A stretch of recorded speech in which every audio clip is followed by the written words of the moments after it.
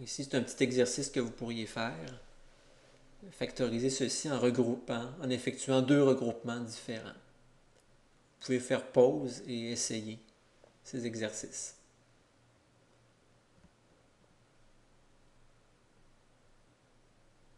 Donc, supposons qu'on laisse les termes dans l'ordre où on les voit.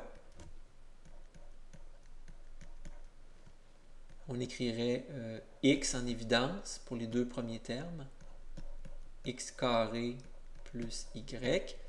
Pour les deux derniers, on ferait moins 1 en évidence, simplement. On aurait x carré plus y. On a la même parenthèse dans les deux grands termes. Alors, on peut la mettre en évidence. Et il nous reste x moins 1 dans la seconde parenthèse. Le deuxième regroupement qui pourrait fonctionner, ce serait de prendre le premier terme et ensuite le troisième terme.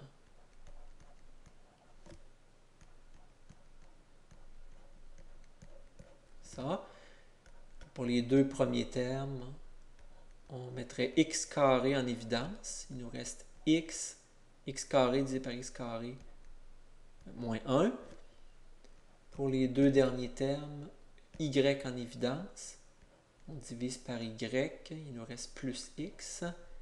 Moins y divisé par y donne moins 1. Et on voit bien que on a la même parenthèse dans les deux grands termes. On la met en évidence, il nous reste x carré plus y. Alors, le regroupement qui ne fonctionnait pas ici, c'était le premier terme. Et maintenant, si on allait prendre le dernier terme, moins y plus xy moins x carré, qui ne fonctionne pas.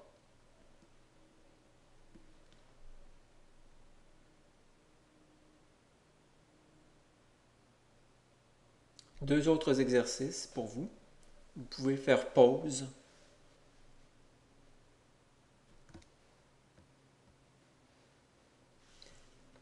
Ici, on observe les termes. On serait tenté d'abord de garder l'ordre qui est donné. Alors, on va essayer. Pour les deux premiers termes, 10 et 14, un diviseur commun de 10 et 14. Le plus grand possible, c'est 2. On écrit 2. Maintenant, on a la variable x aussi. C'est tout. 10ax divisé par 2x, 5a. Moins 14 divisé par 2, c'est moins 7. Bx sur x, il nous reste b seulement.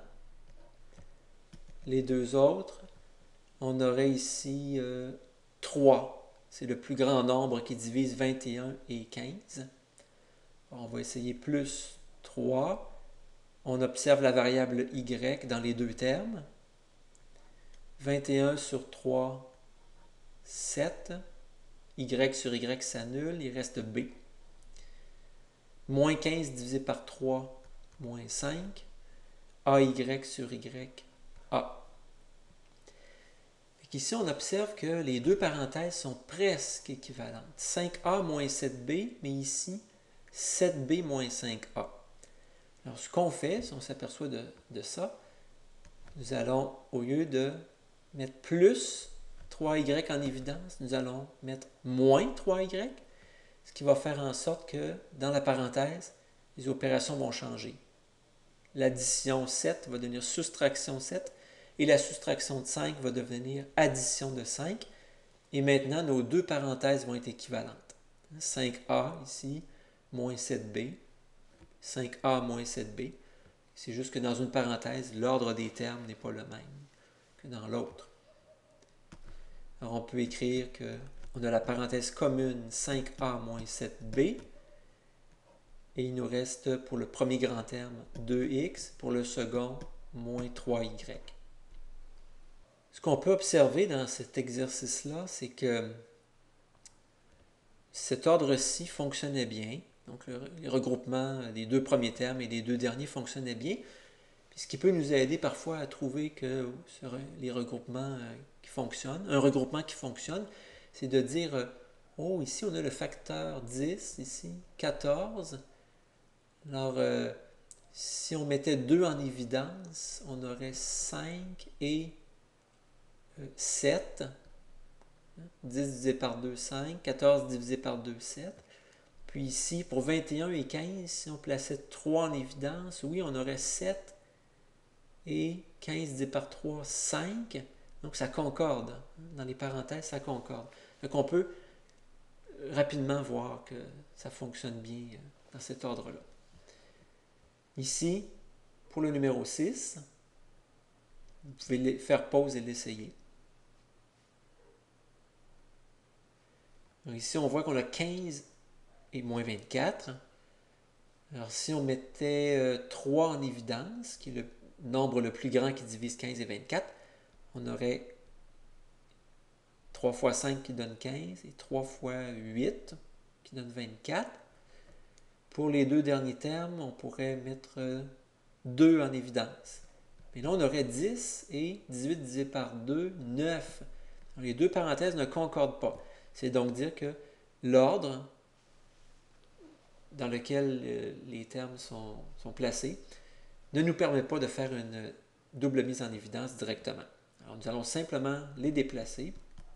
Donc, on a vu tout à l'heure qu'il y avait 2 regroupements qui fonctionnaient et un qui ne fonctionnait pas. Alors, celui qui ne fonctionne pas, c'est celui qui est présenté là. On vient de le constater. Alors, il s'agit de déplacer un terme. Par exemple, je vais mettre plus 20, y2, moins 24y, moins 18x, et je peux maintenant procéder à la double mise en évidence. 15 et 20, c'est 5, le plus grand nombre qui les divise. Ensuite, on a y. Il va nous rester 3x, 20 divisé par 5 plus 4, y carré sur y. Les deux autres termes sont en soustraction. Et nous, si nous voulons une parenthèse où il y a des additions, on va devoir mettre un nombre négatif en évidence. Ici, ça va être 6. Alors, 6 et c'est tout. Donc, moins 6. Moins 24 divisé par moins 6, 4. Avec le y. Moins 18 divisé par moins 6, c'est plus 3. Et il nous reste x. On a la parenthèse commune, on voit bien, 3x plus 4y, 3x plus 4y. On écrit la parenthèse qui est commune. Et ce qui reste, premier terme, 5y, dans le deuxième terme, moins 6.